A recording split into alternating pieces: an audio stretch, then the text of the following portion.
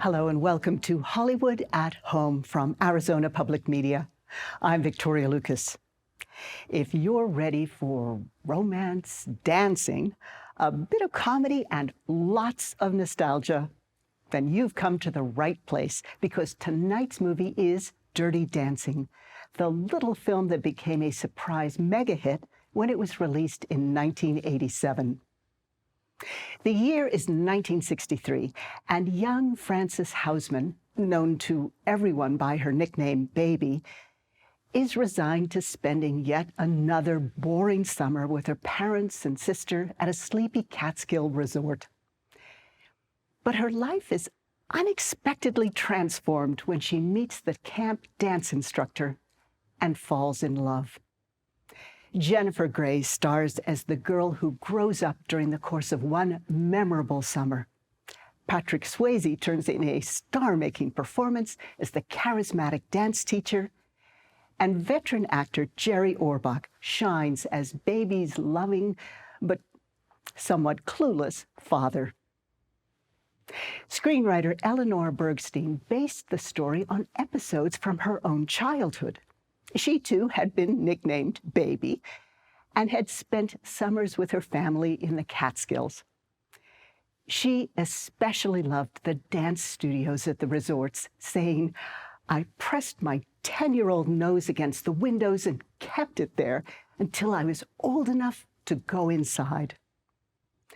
Her script was a sweet coming-of-age story with some more serious themes and plenty of exciting dance sequences. But getting studios to pay attention wasn't easy. She later said, "It took a long time for anyone to agree to make it. I sent out dozens of scripts, along with a cassette of the soundtrack recorded off my old 45s, all without success." Then finally, a new production company called Vestron Pictures agreed to make this their first feature project, though they could only afford a small budget and tight shooting schedule. With a green light at last, screenwriter Bergstein, who was also one of the producers, eagerly got to work. Emile Ardolino had never directed a feature film, but he had made his reputation throughout the 70s and 80s by profiling dancers and choreographers for PBS Live from Lincoln Center. And he had won the Academy Award the previous year for the documentary He Makes Me Feel Like Dancing. Ardolino knew the personalities, the moves, and how to film them, and he was passionate about the project. Vestron agreed to put him at the helm, at an affordable price, of course, and the producers were thrilled when Kenny Ortega, a former Gene Kelly protege, signed on as choreographer. Director Ardolino was adamant that the starring roles should be played by actors who were accomplished dancers rather than using dance doubles, as in Flashdance, which he never felt looked convincing. Young Jennifer Grey, daughter of Oscar-winning actor Joel Grey, had studied both dance and acting early in her career, and she impressed the filmmakers with her audition as the girl teetering on the edge between child and adult, while Patrick Swayze's extensive dance training and his proven acting chops made him the perfect choice to play the rough-around-the-edges instructor. But the big question was, how would they interact with each other on screen? Ardolino and the producers knew that for a film like Dirty Dancing to succeed, you need an intangible, hard-to-define chemistry between the actors, the kind that lights up the screen. So they arranged what's called a chemistry screen test. As Grey later said, "It's a weird thing. It's not about whether you like someone or not. It's just how you fit together on the screen. You either have it or you don't." Well, they did have it. As Grey remembered, "We just did it. and it felt right. You could tell, like 2 minutes into the screen test, that it was going to work.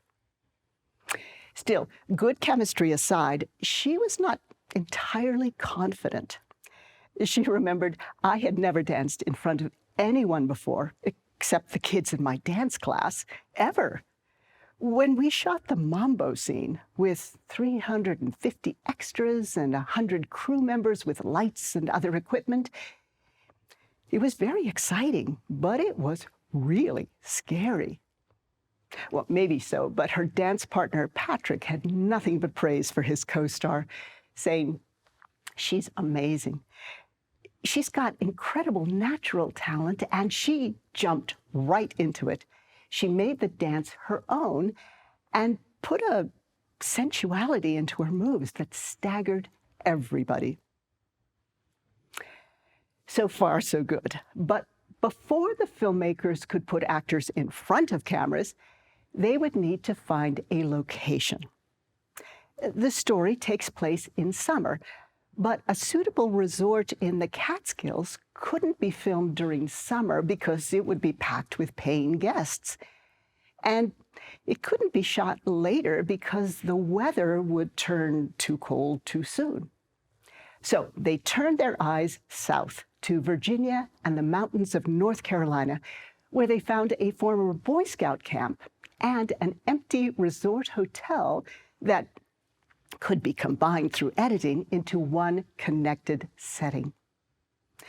Principal photography began in September 1986, and the filmmakers immediately experienced unpredictable weather, ranging from oppressive heat to pouring rain to bitter cold.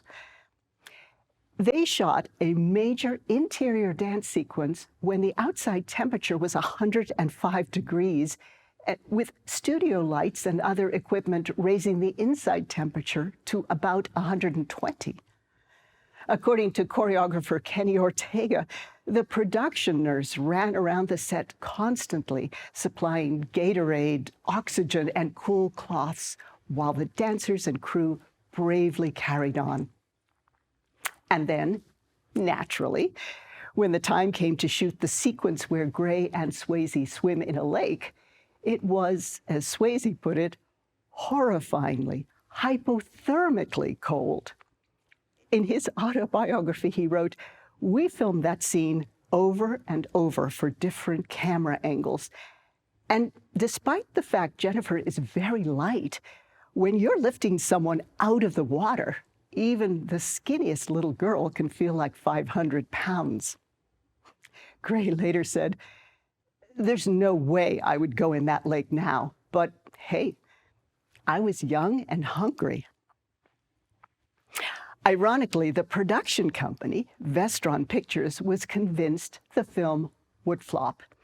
And one executive who watched the first cut of the film suggested, "Let's just burn the negative and collect the insurance."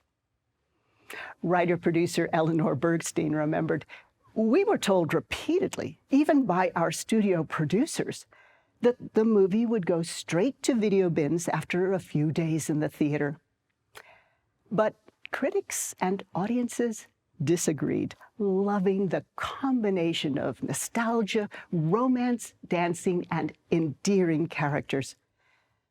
The film pulled in $260 million in theatrical sales alone and sold over 10 million home video cassettes, all from a production budget of only $5 million.